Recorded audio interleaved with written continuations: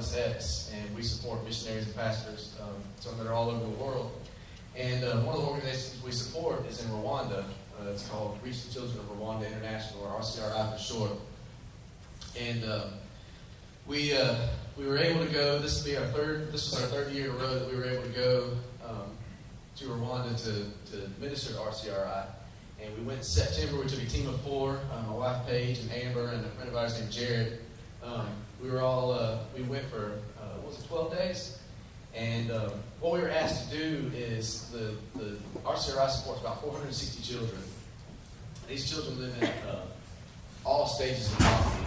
And the school isn't free there, and the kids just don't have any chance of medical insurance or paying their school fees or anything. So most of them just kind of live on the street and beg for what they have. So what RCRI does is they find these children and they pay for their school fees, and they buy them clothes and health insurance, and they minister to the family. And a lot of the kids don't have beds, so they buy them beds and things like that. And most of the kids don't have sponsors. They only have about 128 kids that have sponsors out of the 460. And what sponsorship does is it just pays for those things. Otherwise, the missionary that we have there in Rwanda is just paying for things out of his pocket. So in order to try to get some more sponsors, they asked us to come and interview the children one at a time and get basic information, their favorite things, their favorite animal, favorite color, favorite food, prayer requests from the child and from the parents, and try to build these profiles so we have something to give sponsors to try to not only retain the sponsors that we have, but get new sponsors. While we were there, we were also given the opportunity to help work on the school that RCRI is building. They've already got a school building that has 2 classrooms. There will eventually be 3 buildings, and they're working on the second one. So we came to do construction on the roof of the second one, and we learned real fast that Mzungus, which is white guy in King Rwanda, Mzungus are not good at Rwanda construction. In fact, Jared over there on the left found a way to hit himself in the face with their hammer 3 times. And they ended up they would hammer a nail like halfway in for us like we were kids because they thought that we just couldn't even hammer nails. But we worked hard. We had a good time.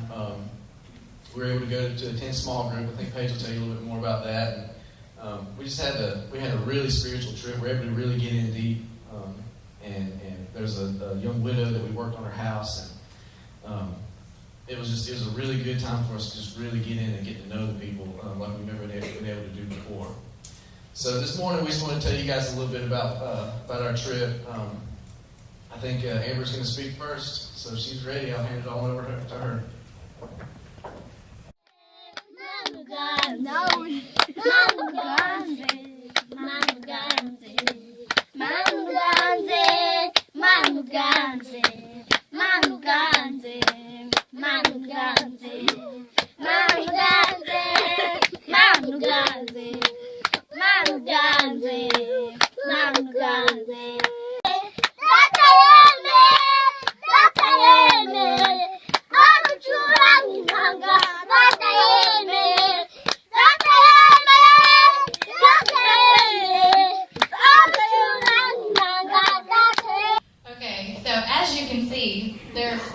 Irresistible. You can't help but go to Rwanda and immediately fall in love. I think that should be Rwanda's definition is love. Okay, let me start off by saying this. I'm not a public speaker, so bear with me. Number 2, I'm going to try my best not to cry, but it's already proven to be a little bit difficult. Africa has always been my place. Ever since I was young, I felt a calling on my life to go to Africa, but never, ever did I imagine that God was going to send me there first. Rwanda was my first overseas missions trip. And as soon as I remember it, we were sitting at Joel's house for a small group.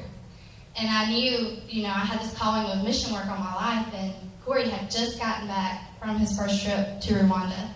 And, we somehow got on the subject of mission work, and I was like, I really feel led to go on a missions trip. And Corey was like, well, I have something for you. And I was like, yes, just so excited. And then, so I signed up, I was ready to go. And then we were planning a trip for, it was in June or July originally. And I was like, yes, I can just take the summer off from school and then, it'll be fine. And then it got postponed to September. And I was like, okay, God, what are you doing? I was like, I know I'm supposed to go. What is this? This makes no sense. And I was like, I'm not going to be able to go. It's going to put me a year behind in school. And as soon as I said that, it was just heavy. It was God just pressing. You know what I have called you to do, Amber. It is not your plan for your life. It is my plan for your life. And I was like, okay. So one night I went to bed and I was still battling with it because, in our society, if you don't have a college degree, you're pretty much, you can't get a job. That's what it calls for. So I was like, what do I do? And I lay down and I had a dream. I was sitting in the middle of a dark room and God was like, I have placed this calling on your life. My plans for you are better than anything that you could compare to plan. It's like my plans exceed any plan that you could possibly have for your own life. So why don't you listen to me? And I was like, okay, I'm done. I woke up, texted Corey, and I was like, sign me up, I'm going. And I went. And people, when I talked about it, they're like, it changed you. No. Change is a gradual process. It just kind of happens. This was a rebirth of myself. It was God completely coming inside, and every smile, every hug from these children, every testimony I heard from these parents, it was God completely breaking me down and recreating me for Him. All this weakness, all this vainness, all this selfishness was just completely destroyed. And in Rwanda, they faced an awful genocide, which, most of you know about. And just seeing, it was over 20 years ago, and they are still suffering from it so greatly. And you think, okay, over in Africa, we all know this, they've sent help, but they still need the help. So going over there and just seeing that, it destroyed me. It hurt so bad seeing their suffering and their pain. But yet, every hug and smile and how much they loved, it was God rebuilding me. And, one day, home visits were a big thing to me. Going into their houses and seeing how they don't have hardly anything. It is bare minimum. It's no bed, it's a table, and some houses don't even have a table. It is mud walls, it is dirt floors, there's no bathrooms. They have nothing, but yet they wanted us there. They loved us. All they wanted to do was spend time with us. And I remember walking into this one house, and it was this lady, and one of her kids went to the school. And I was going in there just to ask them some questions to make sure that what the little boy had told us was, accurate. And we went in and we asked if we could pray with her. And of course, she welcomed out with open arms. And so I prayed for her. And then she held up her hand and she said in her language, wait. And I was like, in Rwanda, you're not supposed to cry in front of them, which was very difficult for me. And she was like, can I pray with you? And so we were all like, yes. And she just started this prayer. Now, I do not understand their language. I can pick up a few little things, but she started this prayer, and it was the Holy Spirit. It was so thick in there that I could barely stand to my feet. And I was so overcome with His grace and His love and His mercy. And she just kept praying that God would bless me, that God would pour His blessings out on me. This lady who didn't know if she was going to have food tonight to feed her children was praying blessings out upon my life. Who didn't know if her children were going to be okay tomorrow. She was praying blessings for me. And she could see that I was blessed by God, but yet she still was praying that God would provide for me.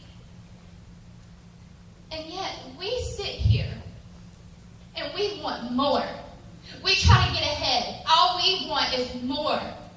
But no. We have plenty. We are blessed by God. I don't care what you say. You are highly favored by God. And yet we still seek out more. We are blessed and provided. And yet we sit here and we say, no, I don't have enough. I can't spare $5 a week to feed a child in Africa because I want a Starbucks coffee. We are blessed by God, and we are called by God to bless others.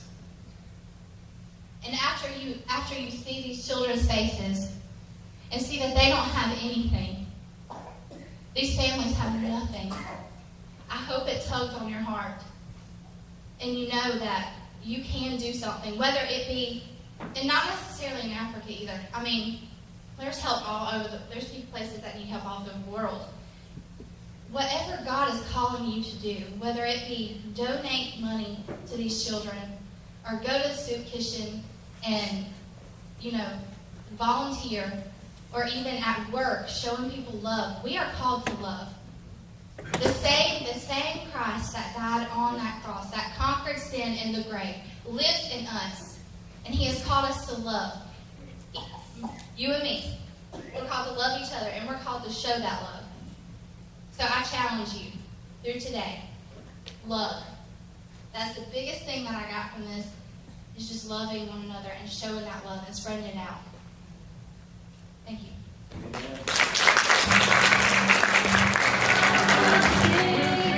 How great is our God. You're the name above all names. You're the name above all names. Jehovah, Nissi, you are worthy of your praise. My heart will sing it. My heart will sing.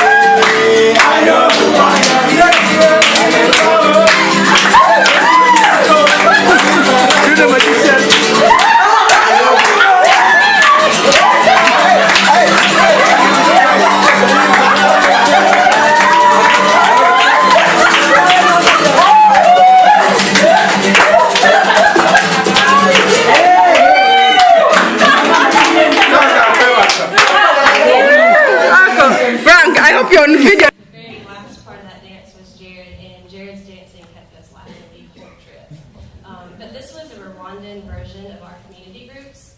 And obviously we had a good time, but this was followed by an intense time of worship and prayer that was so deep and just so incredibly thick that it serves as a reminder that the Holy Spirit will show up anywhere, because we were sitting in a living room of Ben and Josephine's house with poor lighting, a guitar, and a mandolin, and it was thicker than any service I've ever been in. But that's not really what I'm sharing today. When we first started talking about sharing with y'all, Joel mentioned that maybe we should just all share one of our favorite parts. So I started thinking about what my favorite part of the trip was, and then determined that it was impossible to share one thing because every day I had multiple moments where I would say, this is my favorite part of Rwanda. And then something else would happen, and I would go, okay, no, this is definitely my favorite part of Rwanda. So to save, hours of pictures and videos, I thought that I would share what was most important to me and what stuck out most to me, and that's the children. I felt called to go to Rwanda when Corey was going last year. But it wasn't God's plan for me to go last year. It was God's plan for Corey to go last year and then for us to take over Rwanda 6 and then go together this year. The timing just didn't work out.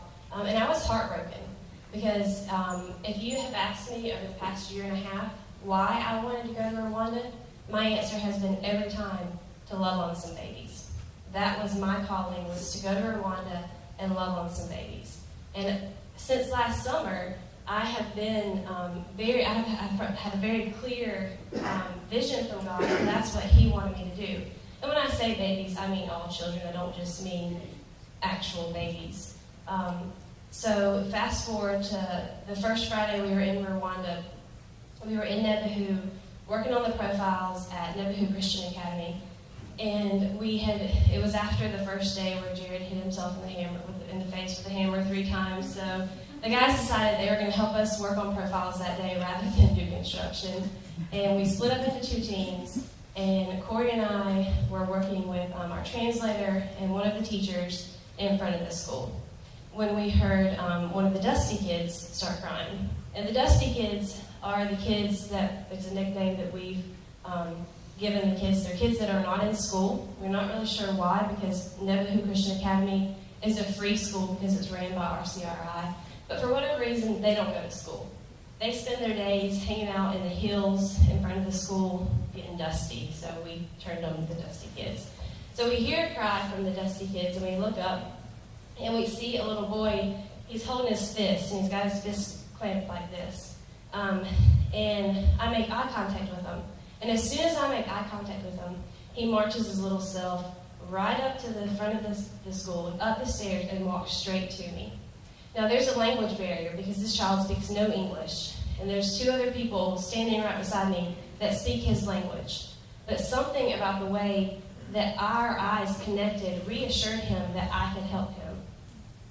So he came up to me, and I reached for his hand to turn it over and start to, pull his fingers out when I see that he's bleeding. And it stops me in my tracks. One, because I don't do blood. The thought of blood or anything to do with blood turns my stomach. I can't handle it. I can't even handle my own blood. But 2, the high risk of HIV and AIDS is, it's so prominent in all countries in Africa. So I had a wipe in my bag, so I pulled out the wipe and I gently wrapped it around his finger, careful not to touch any of the blood, and showed him to clench his fist back up, and he went off and went back to the Dusty kids. But all morning I kept thinking about this little boy and the cut on his finger and how the wipe just wasn't enough. His hands were so dirty, they were so calloused, they were filthy. And all I could think about was that cut is just going to get worse if it doesn't at least get clean. And so the kids dismissed for the day, and we had some free time, and I remembered that we had a first aid kit in the truck that Jared had thought of, and it had a pair of latex gloves in it.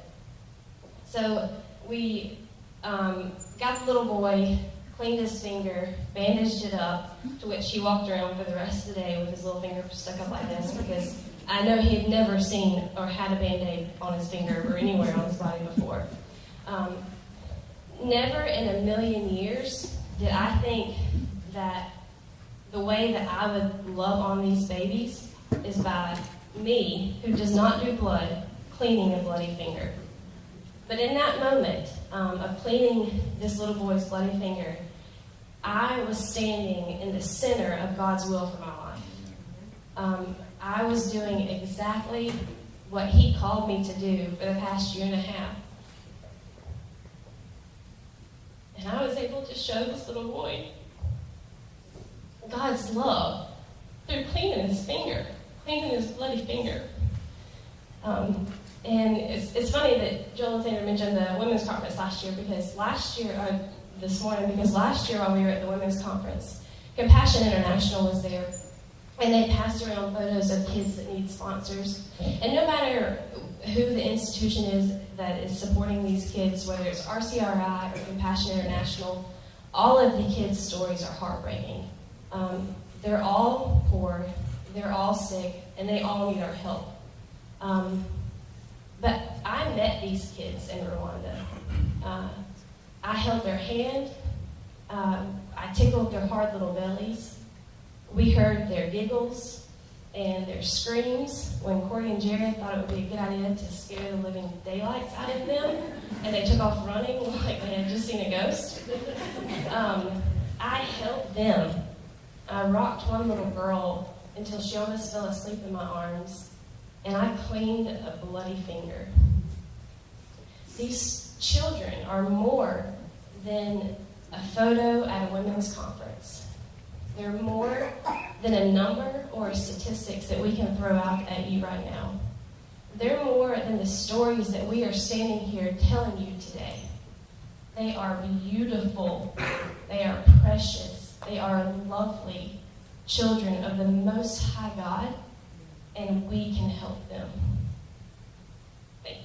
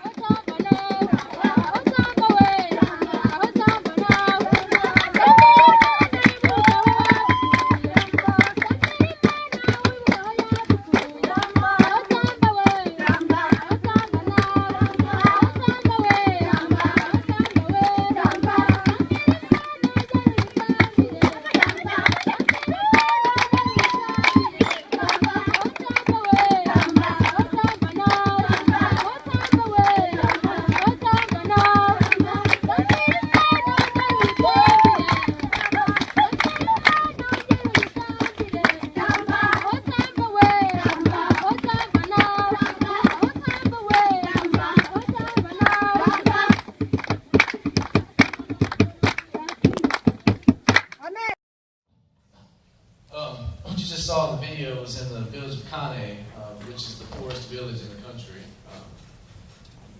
These people have absolutely nothing. We were able to take a suitcase of clothes that was donated by Fair Play Presbyterian Church. All of us took an extra suitcase and took school supplies and car parts and whatever they needed. And that was the day that we gave them the clothes, and that was their celebration from us bringing them some thrift store clothes. Last year, there was a little girl that had a sponsor from RCRI. And the sponsor, I guess, was a little dissatisfied. She hadn't received any newer profile, any kind of update on her kid, and decided that she was just kind of sending her money to nothing, because that is a valid thing that happens when you're just kind of sending your money off and hoping that it gets to a kid. And so she canceled her sponsorship.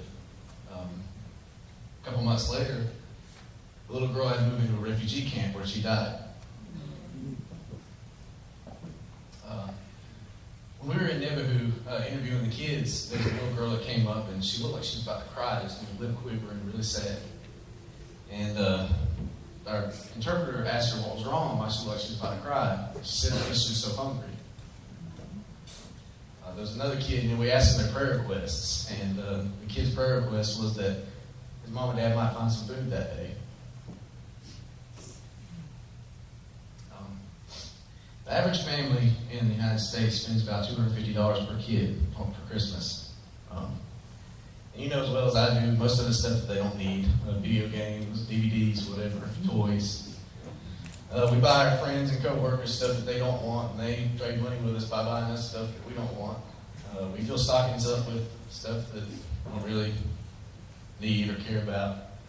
And it all adds up to about $800 a year that each family spends on Christmas. What I brought here is a soccer ball. I bought this from a little girl on the side of the road for about $2.65. And she was so happy that she ran away, and her friends were hugging her and crying. Sorry. This is the closest thing to a toy they'll ever have. Every kid knows how to make this out of trash. And the whole neighborhood was using this ball. They don't get Christmas gifts. They don't get birthday gifts. They never had a Christmas gift, never opened a gift. But they have needs that are a lot more than just gifts, just toys. In Kane, where you see behind us, we visited houses that not only didn't have food, they didn't even have a pot to cook food in.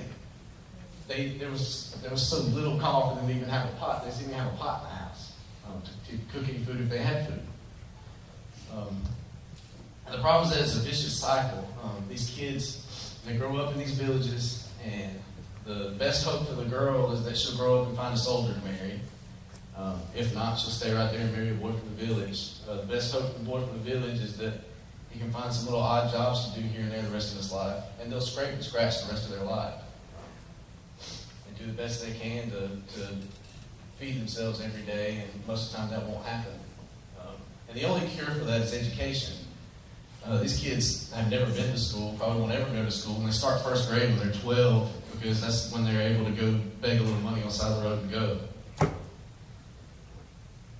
But if they're educated, they can get out. There is a way out, and it's for them to go to school. It's for them to stay healthy and stay in school. And then they can go get a regular job. They can get out. And the village of Kane doesn't have to live that way anymore. But here in the United States, we're so insulated from that need. We don't even realize it, really. I mean, I think Amber mentioned Starbucks, the average cost of a trip to Starbucks is at least $4 or $5. I'm sure a lot of people in this room have a Keurig coffee maker. A box of the K-Cups for a coffee maker buys the kids a year of insurance. Insurance that saves them from dying from simple things like a cold. Malaria over there is easily curable with just a pill you go to the drugstore and get, but they can't afford it because they don't have insurance. These kids die because, and I'm not saying they die because we drink coffee, but we don't think about it. It never even crosses our mind. We go to the store and we'll buy a t-shirt that we don't need just because it says something funny. Or for me, it has a Ninja Turtle on it. Guys, we buy tools that we think we might need in the future, or we have to have the best tool. We buy toys for our kids just to make them be quiet. Ladies, we buy outfits for a wedding when we could easily, wear something that's in the closet or whatever. We all spend unnecessarily, and we don't even think about it. It's just normal. It's just, we have it, and we go do it. And we tell ourselves, well, it's okay to spend for ourselves every once in a while. Well, yeah, it is, but not at the cost of somebody else that needs a shirt, that needs basic health insurance. I know a lot of you that are more experienced, you're looking at it right now, and you're saying, well, he's fresh back. They just got back, they're all up here crying, and looking at pictures all week, and he's, he's just still getting acclimated to the United States. Well, maybe so. But the truth is, we've been back for almost 2 months now. I've been there before. I've seen it before. This isn't shock. It's just the truth. The truth is that I buy Ninja Turtles, and Paige buys stuff for dogs or whatever. And we don't even think about it. We don't think about what we can do to help. You guys will put the verse up on the screen for me. I was reading, trying to find some biblical backup for what I was saying this morning, and this just screamed at me. 1 John 3:17 says, if anyone has material possessions and sees a brother or sister in need but has no pity on them, how can the love of God be in that person? Our very salvation is the love of God being in us. And what he's basically saying here is, you have all these things and you're not helping anybody. The love of God is not in you. It's just not there. You may think it is, but it's not. And I'm not saying that, everybody's not at the point in their walk to go to Africa. You may not be at the point in your journey where you leave Seneca. The point is you need to be doing something. There's something you can do at any point in your walk with Christ. There's something you can do as followers of God. You claim to follow Jesus. Well, he's telling you right here exactly what to do. It's spelled out in black and white. It doesn't have to be RCRI. You don't have to, sponsor one of our kids or donate something for us to send over there. I can vouch for RCRI. I can tell you that RCRI is a top-notch organization. There are no administrative fees taken out of your sponsorship money. Every dollar of whatever you send for your sponsorship money goes to the kid. The administrative fees for the organization are taken care of by the Lakelands Baptist Association in Abbeville.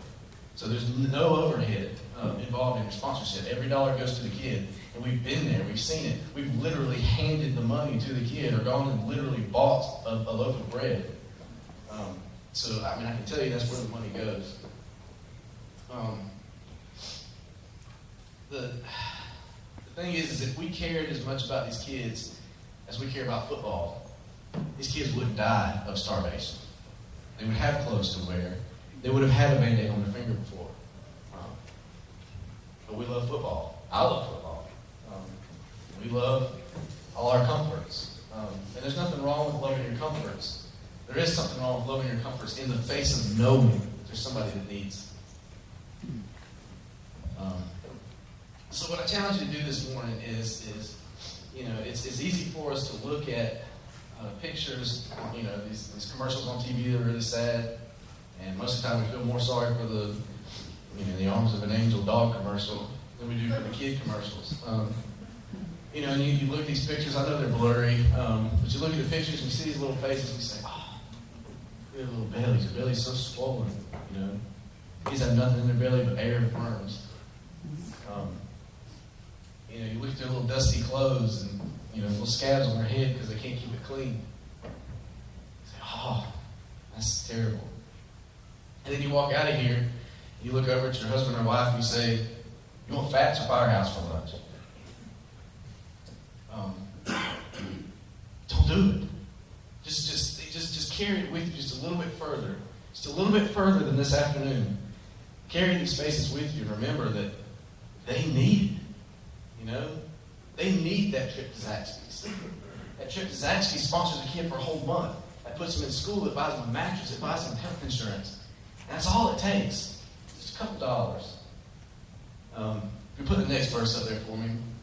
The next verse right after that, 1 John 3:18, says, "Dear children, let us not love with words or speech, but with actions and truth." Let's don't say we love these kids. Let's don't say, oh, that's for Bartlett's ex. That's for, that's Paige and Corey's thing. They go places and they love on babies. If you say you love everybody, if you say you're a Christian, you love in action and in truth.